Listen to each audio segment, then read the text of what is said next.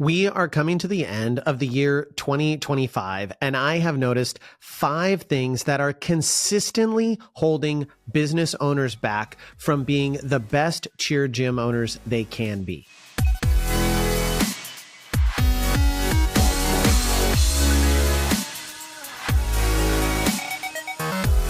Hello, everyone, and welcome to another episode of the Cheer Biz Podcast. I'm your host, Dan Cotton, and today we are going to be going through 5 things that are holding you back at the end of 2025 and what you need to do differently in 2026 to make sure that they are not doing the same thing. Now, before we get into the episode, please head on over to Cheer Gym Owners and All-Star Cheer Coaches and Owners on Facebook and join both of those groups, and check out nextgenowners.com to learn more about the next generation Gym Owners Academy and how you can get coached by one of my team, or you can get to one of our in-person events at either one of our Cheer Biz Accelerator events or our summer conference of 2026. It's going to be absolutely amazing. Lots of really good stuff. So if you want an intensive environment, a small group, then a Cheer Biz Accelerator is the perfect thing for you. And if you're looking for a group conference with the best of the best in the industry to include skills training for your coaches and your staff, then you've got to check out our summer event of 2026. You're not going to want to miss it. All right. So I always like to do reflection at the end of the year and look at what are the things that held me back? Where could I have been improving? Because no matter how long you've been in business, you always need to be growing and improving. As you grow and as you get better, you will start to have new deficiencies. They may be the same one, just in a different fashion, or you will find new things that you're not good at. One of the things I enjoy the most about being an entrepreneur, it is the closest thing to being an athlete that I have found, where there was always another level to get to. There's always a next step. There's always another level of mastery. And so for me, as a competitive person who likes to challenge myself, I find it really, really fascinating and fun to continue to grow as a business owner. So we are going to be diving into those 5 things. Now, if you are feeling particularly sensitive today, if you think I'm talking about you and it's going to hurt your feelings, then I would encourage you to just turn this episode off, because I'm going to be really direct and real. I will promise you that there is not a single one of these that I am talking about that I am thinking of one particular person. I may have examples in my mind of people who have done these things or who I've talked to who've been making these mistakes, but there's nothing wrong with having a mistake pointed out.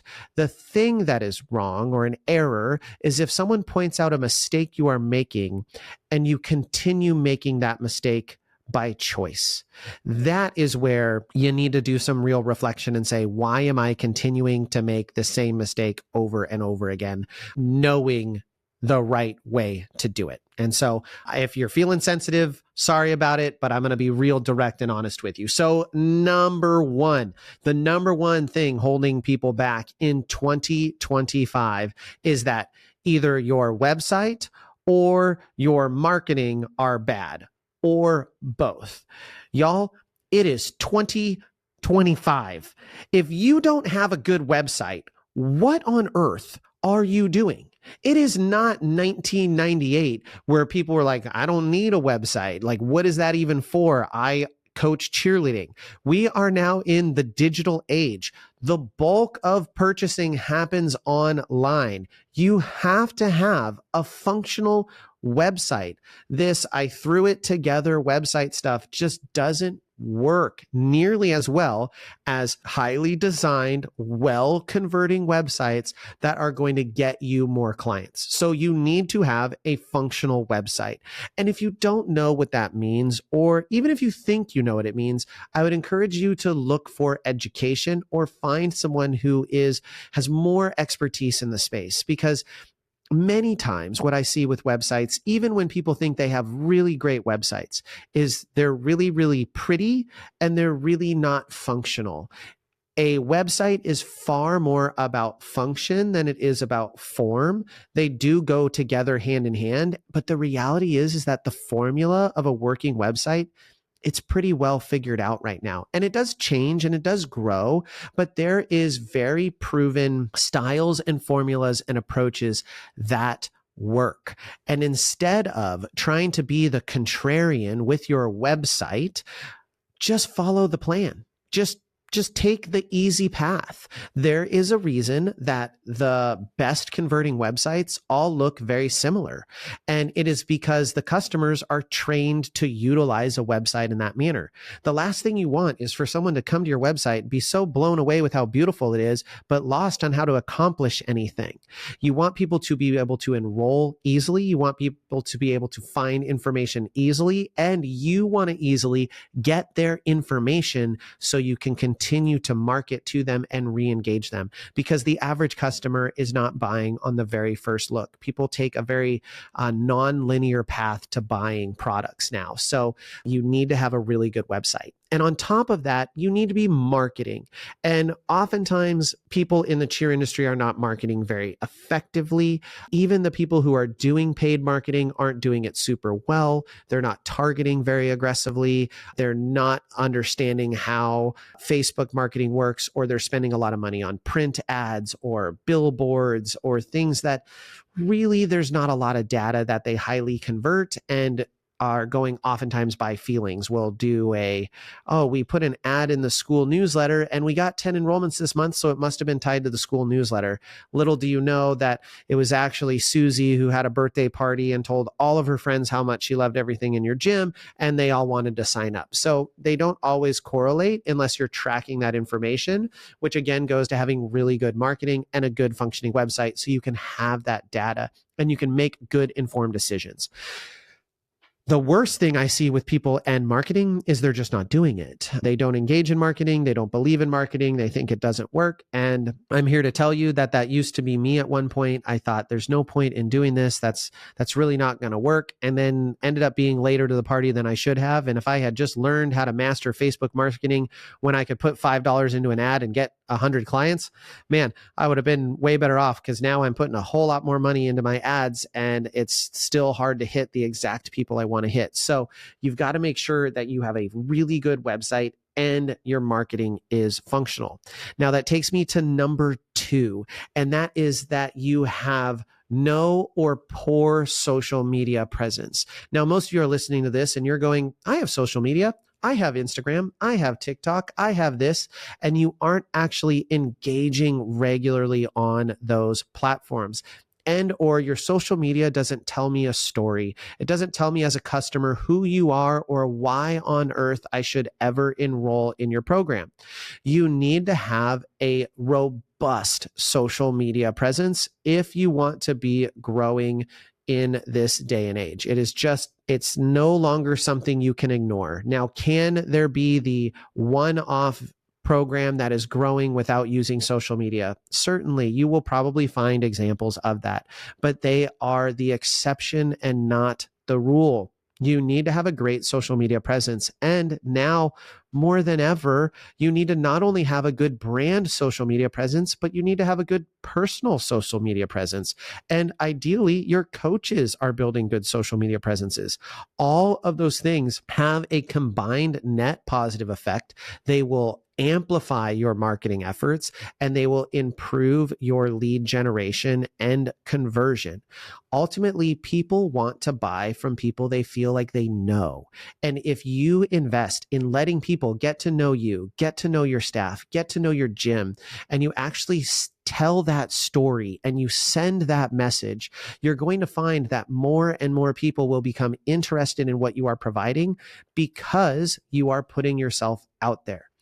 If you want to live in a world where you are not on social media, that is fine, but you're still going to need to have some sort of a presence. So if you don't want to go into the personal realm, that's a personal choice. I would tell you, I don't recommend it. I think you do need to engage personally as well, but you should also be engaging from the perspective of the business very, very aggressively. I'm here to tell you that if you are not posting at least 3 times a day, now that can be in a variety of formats, be it stories or actual posts, things like that. But if you're not doing it at least 3 posts a day on either TikTok, Instagram, Facebook, you are going to be falling behind. There is still a social media vacuum in terms of people are consuming more content than is being put out, which is absolutely wild. But people are spending more and more time on social media. That is more and more where the moms and that client avatars that we're looking to engage with are. You've got to have a presence. So stop making excuses, start scheduling your posts, start building a plan, and don't just go to Chat GPT and say, make me a 30-day marketing plan for my cheer gym. Garbage prompts get garbage results. Okay. You're going to get just a stock result, and it's not going to give you anything really great. Be more targeted. Can you use AI to help you with this? Abso-flippin-lutely. But you need to make sure that you are driving the train and you're just not giving the robot the full reins, because then what does the robot have to do? They don't care if you grow. In fact, most of the time, this is just a complete aside, and maybe it should be my number 6. I'll do a number 6. I said 5, but we're going to do 6. You're using ChatGPT not incorrectly. So we'll talk about that more later. Number 3 is you are not patient enough. I see so many gym owners that are unwilling to be patient for the results that they're wanting.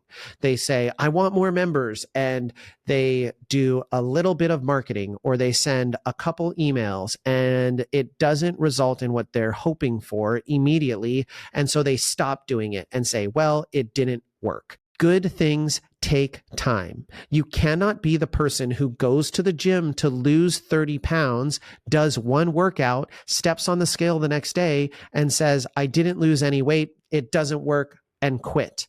You have to keep going. Consistency and executing every single day will always beat out short-term intensity.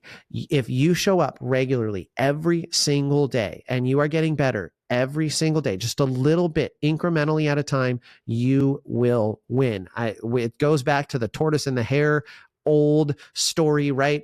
Slow and steady is winning the race. Now, are there times that you will see explosive acceleration? I certainly hope so, because those times are really, really fun. But you just need to be patient. That doesn't mean be patient and don't do anything, but you need to allow things time to develop. It takes time to build momentum.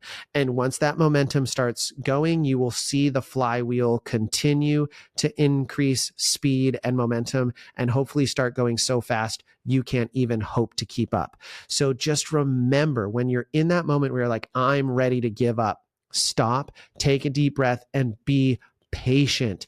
Let things continue to build. Keep doing the work. Now, if you're being patient by not doing the correct things, you got to get help, y'all. You don't have to do this by yourself, but get good advice. Get good advice from people who know how to make the things that you want to happen, and then be patient on executing those tasks, because just like an athlete coming into the gym to get their back handspring, it's going to take some time. It's going to take failures. They're going to fall. You're going to do it right one day and wrong the next. You've got to do those things as a business owner as well. You are not the exception to the rule of what it takes to be successful at something. Number 4 is you are focused on the wrong things. This is holding you back big time. I talk to owners all the time who are focused on the wrong things. Now, what is the right thing? Well, it depends on your goals. And if you've never set your goals, or you don't have them somewhere visible for you, you don't know what it is you're trying to accomplish, then start there so you know where to focus. But what you focus on will grow. And if you focus on drama and issues and problems, believe it or not, your drama and issues are going to grow.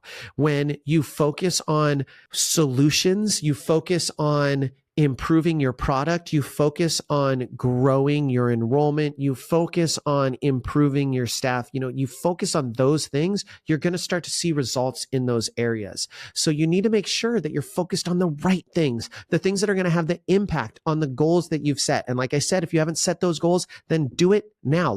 Literally pause the podcast and set your 2026 goals. Have them. You should have 3 to 5 goals for 2026. Some of them should be crazy. Some of them should be this would be hard, but we can do it. And some of them should be relatively easy. But set those goals and then attack them. Review them regularly. Focus on your goals. If you are not focused on them, they absolutely positively will not happen. We would not be in the building that we are in if we had not set it as a goal to find it, and we didn't diligently attack it and consistently work on it. What you focus on grows. Focus on the things that matter, not the things that don't. And as a business owner, the things that don't matter are, is Susie sad that she got moved to the back corner because of jumps? That's not your concern. And if you're an owner and a coach, then that should still not be your number one concern. If you are spending all of your time handling those issues, you're not focusing on the things that are going to be driving your team forward. I don't need to be focused on all of those. Like, should I do it the right way? Absolutely. Should I care about my athletes' feelings? Absolutely. But that can't be my focus. My focus has to be on the team and what's driving the team forward, and creating great practice plans and reviewing routine footage and giving good feedback and coaching my athletes and building them up and increasing their confidence. Those are the things that I need to be focusing on, not the other things. And last but not least, with focus, if you're focused on the negatives, negativity grows. I'm just telling you this. Like, if you allow yourself to only focus on the negative things, you're going to see more and more negative things, and you're going to get to a more negative headspace. I want you to challenge yourself. When you're looking at something that's negative, note it. Say, this is a problem, and I'm going to focus on solution-oriented things, not I'm so frustrated that this thing is happening. How do I fix this thing? And then go and focus on improving things that are good, right? Focus on the positives as well. Don't only look at the negative. If you keep looking at the same athlete who does the motions wrong every single time, or doesn't smile at the right point in the routine every single time, and you keep looking at them and they keep not doing it, you just get more and more angry, and you keep giving the same correction over and over again. Okay, find the solution for how to get that athlete to do that, and then stop looking at it. Change your frame of reference, because you're probably missing other things that need your attention and can be addressed. Focus on the right things. Focus on the things that are going to drive the business, drive your teams, drive your staff forward, and make you a better gym owner. Number 5 is you don't take care of yourself and or your time. You guys, I talk to gym owners all the time who are so focused on their business, and they're so focused on their gym, and they're so focused on their clients that they're not focusing at all on themselves. I've said this 100 times, y'all, but you have to take care of yourself. You have to eat right. You have to exercise. You have to get good sleep. Yes, some of us, okay, I'm a little bit of an anomaly. I can function on less sleep. It's less now that I'm older, but most people need 7 to 8 hours of sleep to be functional and to recover and to let your brain rest. You don't necessarily have to only sleep for 4 hours a night to be a successful business owner. There might be times where you need to do that, but they should be few and far between. Okay, so get your rest. Exercise. Please, please, please exercise.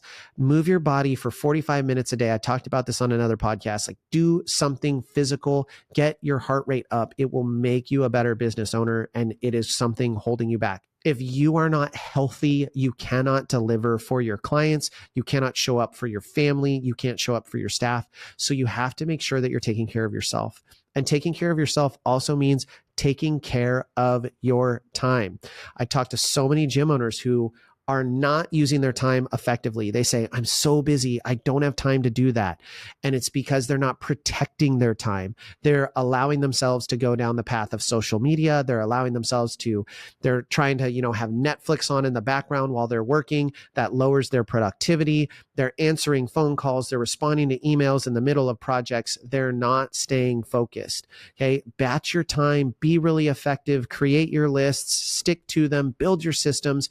Those are the things that are going to actually free up your time. You need to protect your time like it is your life, because it honestly is. You need to be very, very protective of that time, because that is your biggest asset and you can't ever get it back once it's gone. So make sure you're using that time super effectively. Which brings me to my number 6 bonus episode. You're not using AI in the right way to save you time. Now, AI is a really unique conversation. I told Danielle the other day, I go back and forth on, there are days where I'm like, AI is absolutely amazing, to, oh my gosh, this thing is so stupid and it cannot do anything right. And it seriously makes my life so much more difficult.